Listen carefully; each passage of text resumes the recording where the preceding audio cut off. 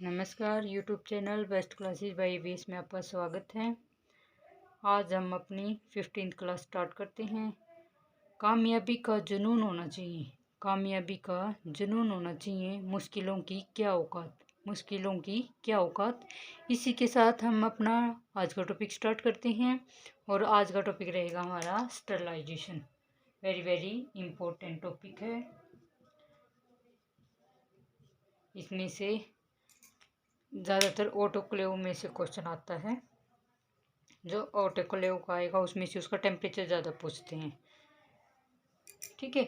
और इसके साथ हम स्टार्ट करते हैं स्टरलाइजेशन। स्टरलाइजेशन हमने कल की क्लास में पढ़ लिया था कि स्टरलाइजेशन क्या होता है। स्टरलाइजेशन एक ऐसा प्रोसेस है जिसके अंदर जो माइक्रो ऑर्गेनिज्म होते हैं उनको किल करते हैं, साथ में उसके स्पोर्स होते हैं उनको भी हमें किल कर देते हैं, ठीक है। डिसइंफेक्ट के अंदर हम क्या पढ़ रहे थे कि जो माइक्रो डिसइंफेक्शन के अंदर क्या था कि जो डिसइंफेक्शन के अंदर माइक्रो ऑर्गेनिज्म जो होते हैं उनको हम किल करते हैं, उनकी ग्रोथ को रोकते हैं, किल करते हैं, लेकिन जो स्पोर्स होते हैं वो किल नहीं होते। उसके अंदर सिर्फ माइक्रो ऑर्गेनिज्म की ग्रोथ को इनहिबिट करते हैं, लेकिन स्टरलाइजेशन के अंदर हम उनको माइक्रो ऑर्गेनिज्म को और साथ में उनके जो स्पोर्स होते हैं उनको भी क्या कर देंगे, किल कर देंगे।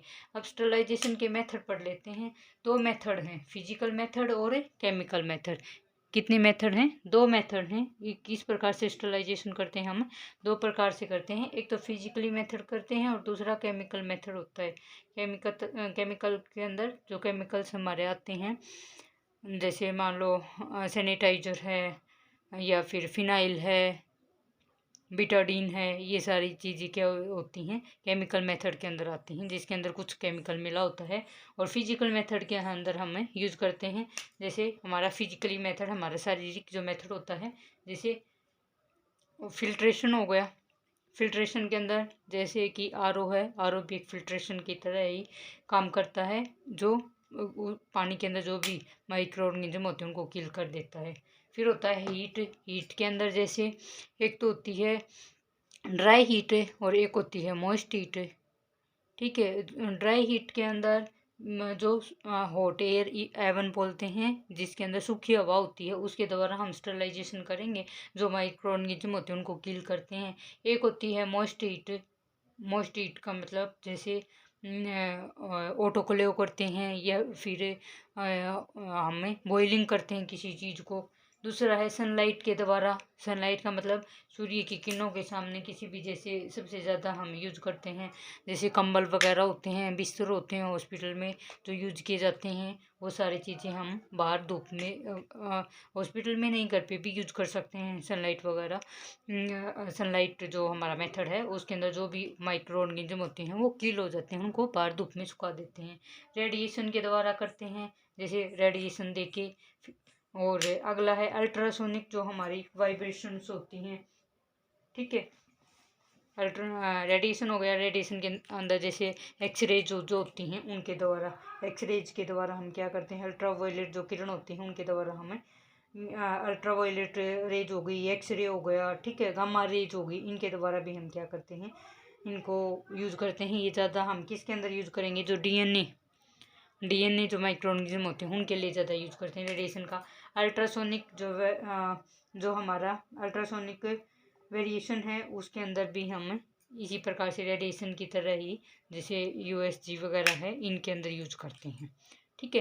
केमिकल मेथड के अंदर पढ़ लेते हैं, जैसे एसिड एंड बेस है, एसिड का यूज करके, साल्ट्स का यूज करके, नमक जो होता है हेलोजन्स का यूज करके, फॉर्मेल्डिहाइड वेरी वेरी इंपॉर्टेंट है। जिस प्रकार से फिजिकल मेथड के अंदर हम पढ़ते हैं ऑटोक्लेव, उसी प्रकार से, और ऑटोक्लेव हीट के अंदर आएगा, ठीक है, उसी प्रकार से केमिकल मेथड के अंदर सबसे ज़्यादा पूछा जाता है फॉर्मल्डिहाइड।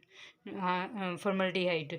और फॉर्मल्डिहाइड होता है ये 2% हम यूज़ करते हैं। और जितनी भी रबड़ की चीज़ें होती हैं, जैसे रबड़ की चीज़ों के अंदर यूरोबैग हो गया, यूरिनरी कैथेटर हो गया, आईवी सेट हो गया, फीडिंग ट्यूब हो गई, राइल्स ट्यूब हो गई, इन सभी को हम किसके द्वारा हम वो करते हैं, स्टरलाइजेशन करते हैं, फॉर्मल्डिहाइड के अंदर, और फॉर्मल्डिहाइड 2% का ही यूज करते हैं। सबसे ज़्यादा क्वेश्चन ये फॉर्मल्डिहाइड में से पूछा जाता है। रबड़ की जितनी भी जैसे ट्यूब से रिलेटेड जो भी चीज़ आ गई, चाहे वो राइस ट्यूब हो, फीडिंग ट्यूब हो, या फिर यूरो बैग हो, यूरिनरी कैथेटर हो, तो उसको फॉर्मल्डिहाइड के अंदर ही हम स्टरलाइजेशन करेंगे।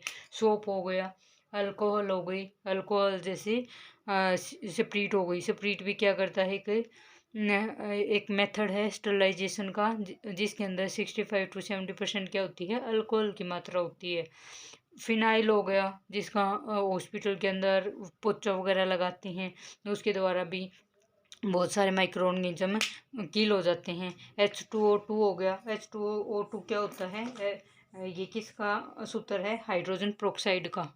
हाइड्रोजन प्रोक्साइड होता है, उसका हमें यूज करते हैं। जो जैसे कई बार इंजरी वगैरह होती है, उसके अंदर हाइड्रोजन को अगर डाल देते हैं तो उसमें से झाग बन के निकलते हैं बाहर, वो माइक्रो ऑर्गेनिज्म को अंदर से किल कर देते हैं, और वहाँ पे थोड़ी ही बर्निंग सेंसेशन फील होती है। और KMnO4 ये किसका सूत्र है, ये होता है पोटासियम परमैंगनेट का, जिसको हम लाल दवाई बोलते हैं। खासकर ज़्यादातर लाल दवाई के नाम से सब पहचाने जाएंगे। जैसे ही पानी में डाल लेंगे तो वो बैंगनी बैंगनी कलर की हो जाएगी, जिसको पोटासियम परमैंगनेट बोलते हैं। छोटे छोटे दाने आते हैं, सूखा पाउडर आता है, थोड़ा पानी में डालेंगे वो पानी है वो बैंगनी कलर का हो जाएगा। ठीक है, पोटासियम परमैंगनेट होता है उसका नाम, और इसका सूत्र होता है KMnO4। इस प्रकार से हमारे कितने मेथड हैं, 2 मेथड हैं। फिजिकल मेथड के अंदर हम पढ़ेंगे कि किस प्रकार से हम स्टरलाइजेशन करते हैं, और केमिकल मेथड के अंदर यही सारी चीज़ें आएंगी कि एसिड और बेस का यूज़ करते हैं, साल्ट का, हेलोजेंस का, ये डायरेक्टली हम क्या करते हैं उस चीज़ को स्टरलाइजेशन करने के लिए यूज़ करते हैं। लेकिन फिल्टर ये फिजिकल मेथड के अंदर हम ये पढ़ेंगे किस किस प्रकार से हम यूज़ करते हैं। अगर मान लो हीट से करते हैं तो हमें कितना टेम्परेचर रखना है, कितनी डिग्री पे हमें देना है, और हीट के अंदर जैसे मान लो ऑटोक्लेव आता है तो उसका टेम्परेचर कितना होना चाहिए, टाइम कितना होना चाहिए, और कितने पौंड का प्रेशर होना चाहिए, वो सारी चीज़ें पढ़ेंगे। लेकिन इसके अंदर ज़्यादा कोई खास बात नहीं है, सिर्फ ये यूँ पूछ सकते हैं। एक तो ये फॉर्मल्डिहाइड में से पूछेंगे, जो भी ट्यूब वाली चीज़ें होती हैं उनको हम क्या करते हैं, स्टरलाइज करते हैं। और दूसरा केमिकल मेथड के अंदर ये पूछेंगे, जैसे कोई भी ऑप्शन दे देंगे कि ये केमिकल मेथड है या फिर फिजिकल मेथड है, इसमें से ज़्यादा पूछ सकते हैं। या जैसे पोटासियम परमैंगनेट आ गया, केमिकल मेथड है या फिर फिजिकल मेथड है। क्योंकि अगर जिसको पता होगा लाल दवाई है, लेकिन एकदम से दिमाग में क्या आएगी कि वो पानी में डालते हैं, यानी कि फिजिकल मेथड हो गया। लेकिन नहीं, हमें ये चीज़ ध्यान रखनी है कि KMnO4 लाल दवाई है, लेकिन वो पानी के अंदर डालते हैं, और ये क्या होता है, केमिकल होता है। ठीक है, फिल्ट्रेशन के अंदर आ जाएगा, जैसे एंटीबायोटिक सॉल्यूशन हो गया, सीरम फिल्ट्रेशन हो गया, या वाटर प्यूरिफिकेशन हो गया, पानी के पानी को माइक्रो ऑर्गेनिज्म से फ्री फ्रॉम करने के लिए। फिर हीट के अंदर आ जाएगा हमारा dry heat and moist heat. Dry heat के अंदर आ जाएगा जैसे फ्लेमिंग का मतलब होता है जैसे लो, जो हीट की लो होती है उसके द्वारा स्टरलाइज करना। इंसिरेशन के अंदर एक मशीन होती है इंसिरेशन, जैसे हॉस्पिटल का जो भी बाई वेस्ट निकलता है वो सारा इंसिरेशन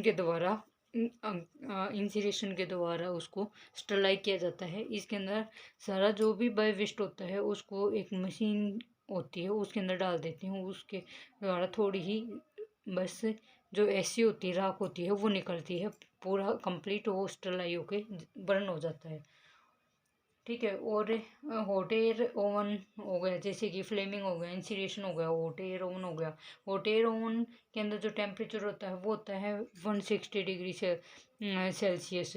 जैसे ड्रेसिंग पाउडर हो गया, इसको स्टरलाइज करने के लिए यूज करते हैं।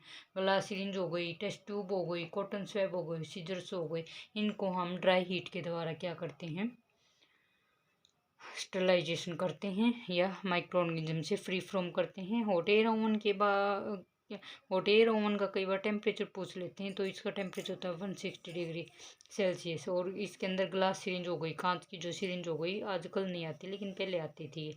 टेस्ट ट्यूब हो गई, कॉटन स्वैब हो गई, सीजर्स हो गई, इनको हमें किसके द्वारा करते हैं, ड्राई हीट के द्वारा। मॉइस्ट हीट के अंदर आ जाएगा, 3 प्रकार से होता है। जैसे एक तो जिसका टेम्परेचर अगर 100 डिग्री सेल्सियस से कम हो और 100 डिग्री सेल्सियस हो और 100 डिग्री से अबो हो, तो किस प्रकार से मॉइस्ट हीट के अंदर हम 3 प्रकार से क्या करेंगे, स्टरलाइजेशन पढ़ेंगे। कि अगर टेम्परेचर 100 डिग्री सेल्सियस से कम है या 100 डिग्री सेल्सियस टेम्परेचर है या 100 डिग्री सेल्सियस से ज़्यादा टेम्परेचर, तो किस प्रकार से स्टरलाइजेशन करते हैं और कौन कौन सी चीज़ें इसके द्वारा हम स्टरलाइज कर सकते हैं। जैसे टेम्परेचर अगर मान लो हमारा 100 डिग्री सेल्सियस से कम है तो पास्चुराइजेशन करेंगे। पास्चुराइजेशन क्या है, मिल्क को स्टरलाइजेशन करने की एक टेक्निक है। इसके अंदर जो टेम्परेचर होता है वो 100 डिग्री सेल्सियस से कम होता है और अचानक से क्या करते हैं, एकदम से हाई टेम्परेचर पर दूध को क्या करते हैं, गर्म करते हैं और फिर हाथों हाथ उसी को 2 या 3 मिनट के अंदर अंदर वापस उसको ठंडा कर लेते हैं, जिसकी वजह से जो माइक्रो ऑर्गेनिज्म होते हैं वो किल हो जाते हैं, लेकिन उसके अंदर जो इम्पोर्टेंट न्यूट्रेंट होते हैं या वो कील नहीं होते, इसलिए उसको जल्दी ठंडा किया जाता है। तो ये पास्चुराइजेशन क्या है, मिल्क को स्टरलाइजेशन करने की एक टेक्निक है और इसके अंदर जो टेम्परेचर होता है वो कितना होता है, 100 डिग्री सेल्सियस से कम होता है। कई बार एक टेम्परेचर 60 डिग्री सेल्सियस है तो इसके अंदर हम जैसे वैक्सीन बात होती है उसको 1 आवर्स के लिए रख देते हैं, जो वैक्सीन होते हैं उनको स्टरलाइज करने के लिए। टेम्परेचर अगर 100 डिग्री सेल्सियस है तो इसके अंदर किस चीज़ का किस किस चीज़ को हम स्टरलाइज करेंगे, नीडल्स हैं या अदर इंस्ट्रूमेंट हैं जो पानी के अंदर हम क्या करते हैं, बॉइलिंग करते हैं। यानी कि बॉयलर होता है एक, जिसके अंदर हम पानी डाल देते हैं और उसको चला देते हैं और उसका टाइम होता है 10 to 30 मिनट, यानी कि 10 से 30 मिनट तक का टाइम होता है और उसको पानी के अंदर हम रख के क्या करते हैं, बॉईल करते हैं। यानी कि जो इंस्ट्रूमेंट होते हैं, नीडल हो गया, अदर इंस्ट्रूमेंट हो गए, उनको हम जैसे नॉर्मली हम डेली जिन इंस्ट्रूमेंट को यूज करते हैं, ये जल्दी स्टरलाइज करने की एक टेक्निक है। ठीक है, और जल्दी ही यूज हो जाते हैं क्योंकि 10 से 30 मिनट का टाइम होता है और जो माइक्रो ऑर्गेनिज्म होते हैं वो किल हो जाते हैं बॉइलिंग के द्वारा। और जो बॉयलर होता है उसके अंदर हम क्या करते हैं, इनको यानी कि बॉयलर होता है उसको पानी का भर देते हैं और उसके ऊपर एक यानी कि प्लेट होती है, उसके अंदर हम इंस्ट्रूमेंट को रखते हैं और वो पानी है उस जो इंस्ट्रूमेंट होते हैं उनके ऊपर से होना चाहिए और जैसे पानी गर्म होएगा तो उसके अंदर वो अपने आप स्टरलाइज हो जाएंगे और उसका टाइम होता है 10 से 30 मिनट तक का टाइम। और टेम्परेचर अगर 100 डिग्री से ज़्यादा है, यानी कि हमारा जो बॉइलिंग है वो सफिशिएंट नहीं है, बॉयलर है वो अच्छे से क्या नहीं कर रहा, किल नहीं कर रहा है माइक्रो ऑर्गेनिज्म को। और जैसे मान लो नीडल होल्डर हो गया, टूथ फोर्सेप्स हो गया या स्पंज होल्डर हो गया, उसके अंदर क्या होती हैं, इस प्रकार से लाइनिंग्स होती हैं, इस प्रकार से पतली पतली लाइनिंग्स होती हैं, उनके अंदर ब्लड वगैरह है वो क्या हो जाता है, इनके बीच में रह जाता है। तो इस प्रकार से अगर मान लो हमारा 100 डिग्री सेल्सियस से ऊपर टेम्परेचर कब करेंगे, तब हमारा बॉइलिंग सफिशिएंट नहीं है और उसके अंदर माइक्रो ऑर्गेनिज्म रह जाते हैं। तो हम सर्जिकल वर्क के लिए हम एक ऑटोक्लेव का यूज करेंगे। Autoclave very very important sterilisation का एक पार्ट है और इसमें से ही क्वेश्चन बनता है। ऑटोक्लेव के बारे में पढ़ेंगे कि ऑटोक्लेव क्या है। कि अगर 100 डिग्री पर टेम्परेचर है तो पास्चुराइजेशन करेंगे, 100 डिग्री पर है तो नीडल और अदर इंस्ट्रूमेंट हैं उनको बॉइलिंग के द्वारा हमें डिसइंफेक्टेंट करेंगे। और टेम्परेचर अगर 100 डिग्री से अबव कर देते हैं तो हम इसके अंदर किसका, ऑटोक्लेव का यूज करेंगे। ऑटोक्लेव क्या है, वेरी वेरी इंपॉर्टेंट हमारे क्या है, एक टेक्निक है। ये ओटी में भी यूज़ होती है और डिलीवरी हट वगैरह में भी यूज़ होती है। ऑटोक्लेव एक बहुत मतलब अच्छी टेक्निक है स्टरलाइजेशन करने की।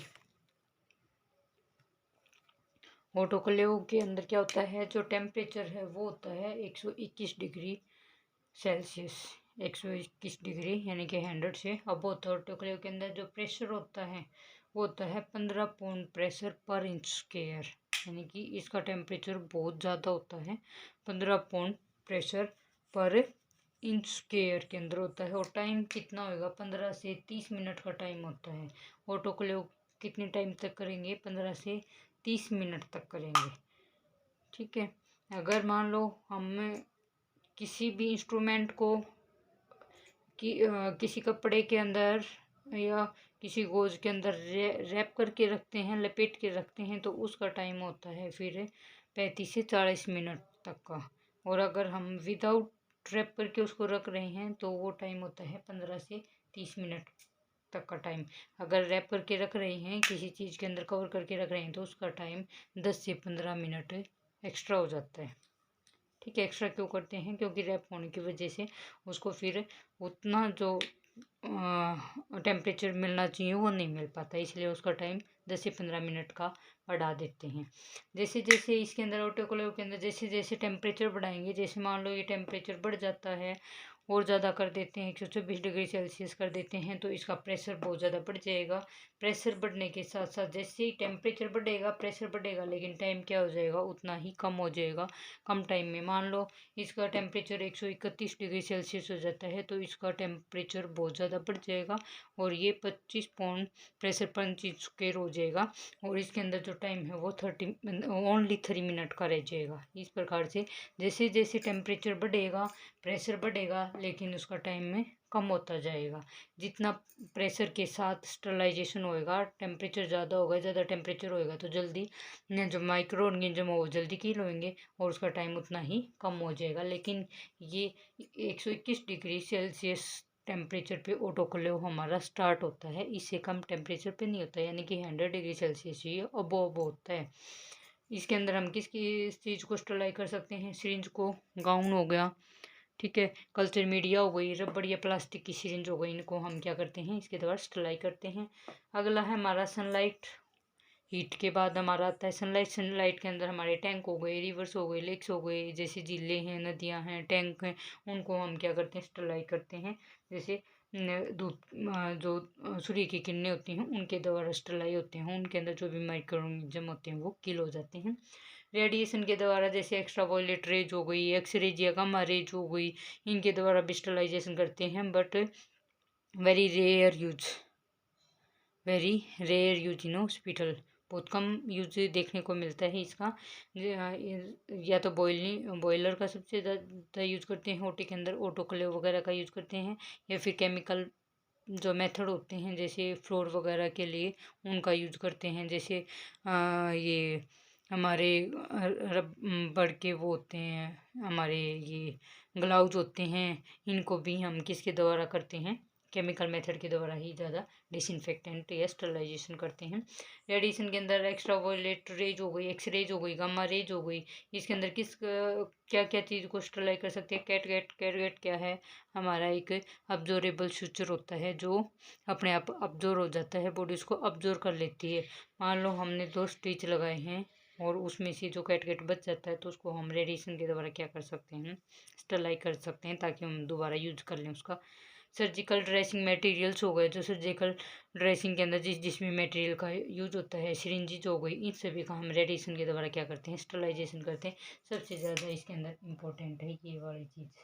इसके अंदर टेम्परेचर पूछ सकते हैं, या फिर ये पूछ सकते हैं पास्चराइजेशन होता है वो किसको स्टरलाइज करने के लिए यूज किया जाता है, तो वो ना हॉस्पिटल में यूज होता, ना पानी के लिए यूज होता, वो सिर्फ दूध को स्टरलाइज करने के लिए यूज किया जाता है। या फिर आती है जैसे ट्यूब के बारे में ज़्यादा पूछा जाता है कि IV सेट है, राइस ट्यूब है, उनको हम कैसे स्टरलाइज करते हैं, तो वो हम किसके द्वारा करेंगे, फॉर्मल्डिहाइड के द्वारा करेंगे 2% के अंदर। ठीक है, स्प्रिट के अंदर 65 to 70% तक है अल्कोहल की मात्रा होती है। ठीक है, ये हमारा स्टरलाइजेशन का टॉपिक ख़त्म हो गया और वेरी वेरी इंपॉर्टेंट टॉपिक है। आज के लिए इतना ही, धन्यवाद।